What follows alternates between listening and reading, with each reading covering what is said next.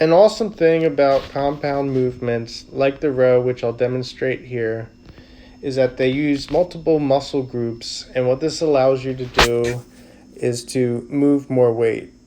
Moving more weight creates a bigger stimulus for growth because there's more damage and stress that is put on the body.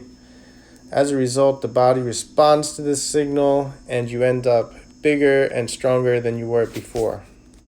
This occurs because the body repairs itself in preparation in case the activity needs to be performed in the future. Something important you should learn is that an exercise like heavy rows will always outdo an exercise like bicep curls.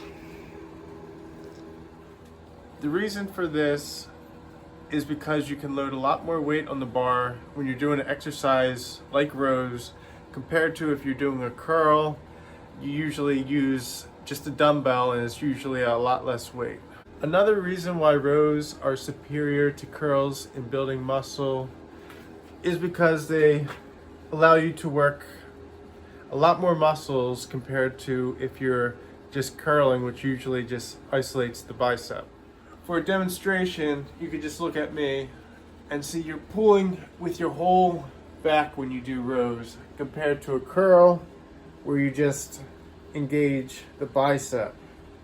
Something else important to note is that doing rows builds your biceps even though you're not attacking them directly. In fact, I think they can build your biceps better than doing curls alone. So when you do a row, along with your back muscles pulling, you also do engage your bicep. As you can see, this flexion here.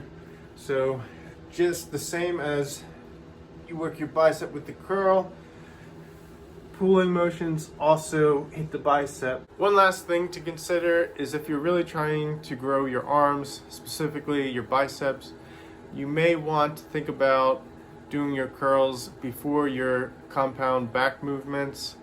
This way, you'll be the freshest and you could lift the most weight during your curls. If you do this, don't be surprised if when you move on to your compound movements that they are not as strong as they normally would be because you're already previously fatigued from doing those curls first. So today I did my curls after my rows. I warmed up with some light dumbbells. Did a couple sets today, worked up to like 35 pounds. A variation of the curl I want to show all of you is called the hammer curl. It just hits the bicep at a different angle. You can also do curls one arm at a time. You just have to be careful you don't swing your body too much to get the weight up. You can also mix things up and use a curling bar. You don't have to use dumbbells. To wrap things up, I would just like to thank you for watching. I hope you find your fitness. Please subscribe, and I'll see you in the next one.